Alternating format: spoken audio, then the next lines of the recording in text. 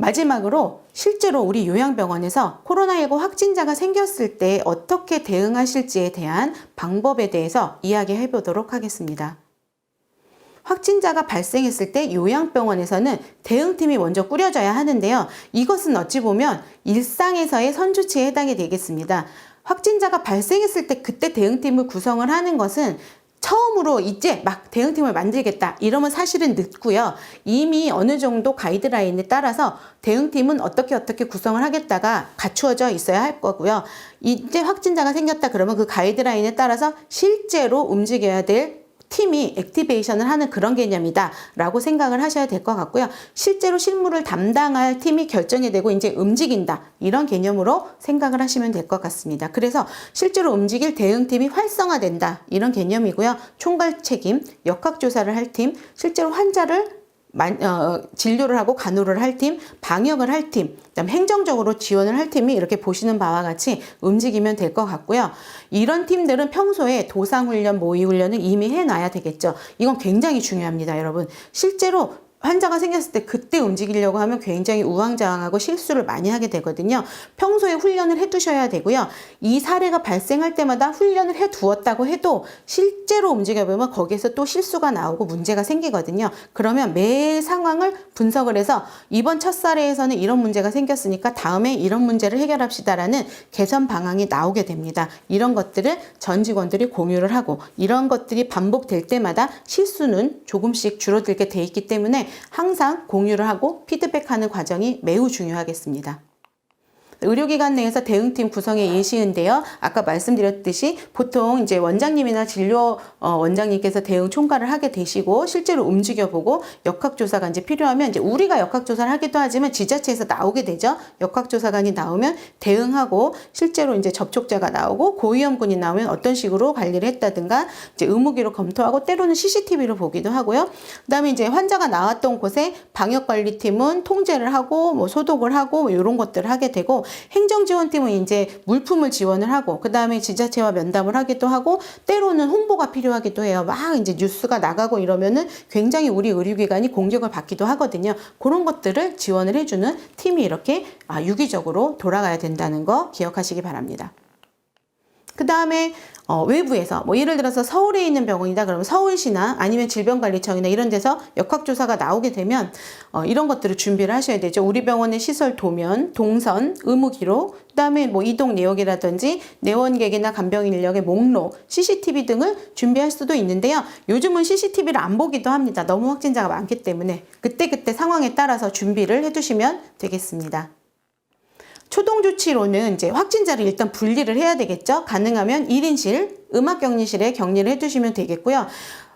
상상을 할 때는 빨리 데려가겠지. 우리 병원에서 국가격리 병상이나 아니면 뭐 어딘가로 데려가겠지라고 생각하시겠지만 확진자가 너무 많을 때는 그게 뭐 이틀이 될 수도 있고 3일이 될 수도 있고 지난 오미크론 유행 때처럼 일일 확진자가 62만일 경우에는 못 데려갈 수도 있고 우리 병원에서 격리를 해야 될 수도 있습니다. 따라서 미리 준비를 해 놓으실 필요가 있겠죠. 이미 경험을 보신 요양병원도 있으실 테지만 일단 환자를 일반 환자들하고 분리하실 만한 그러한 장소는 미리 만들어 두시는 게 좋겠습니다.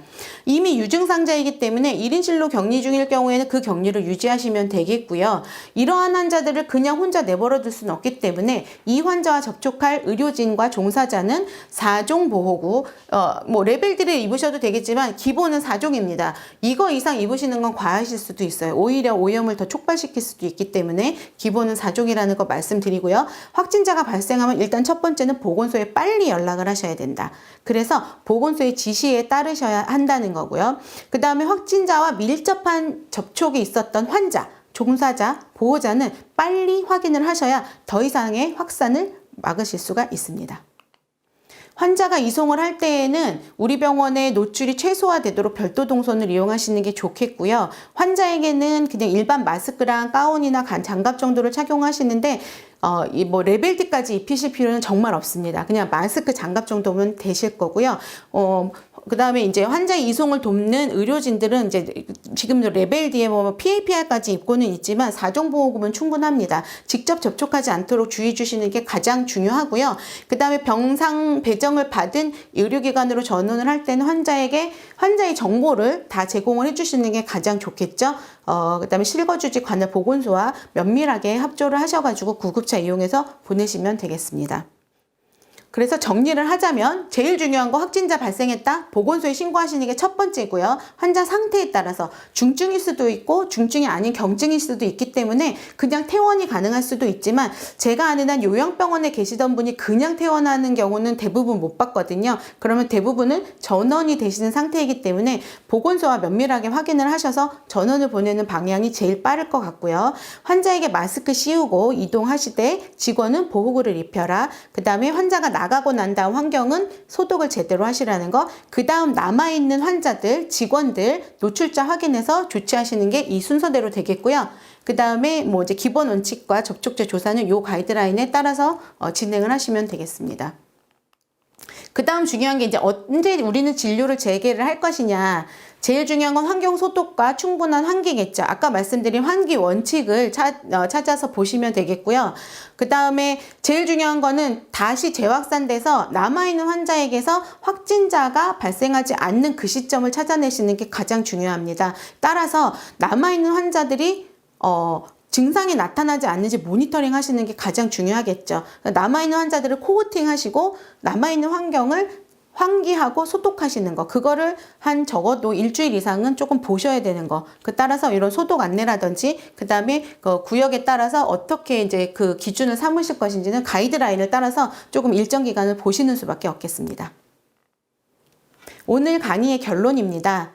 의료기관은 신종 감염병을 막기 위한 최우선적인 대응책은 빨리 환자를 찾아내서 격리하고요. 노출을 최소화하는 게 제일 좋은 방법입니다. 그러기 위해서는 우리 기관의 직원에게 미리 규정을 이수할 수 있도록 교육을 시켜 놓으시는 거고요. 감염을 철저히 막을 수 있는 지침을 준수시키도록 모니터링하는 방법이겠습니다. 감염관리 간호사들의 역할은 교육시키는 것도 중요하지만 직원들이 일상적으로 지침을 준수하고 있는지 모니터링하고 계속 확인을 하시는 방법이 제일 중요하겠죠.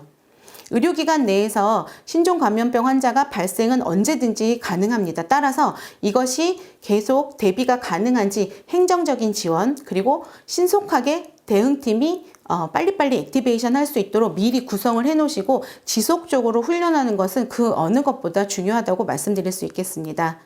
이것은 감염관리팀에서 혼자 움직일 수 있는 것은 아니고요. 병원장님을 필두로 해서 의료기관 전체가 준비하고 지속적으로 훈련을 통해서 대응 역량을 강화하는 것이 제일 중요하다고 말씀드릴 수 있겠습니다.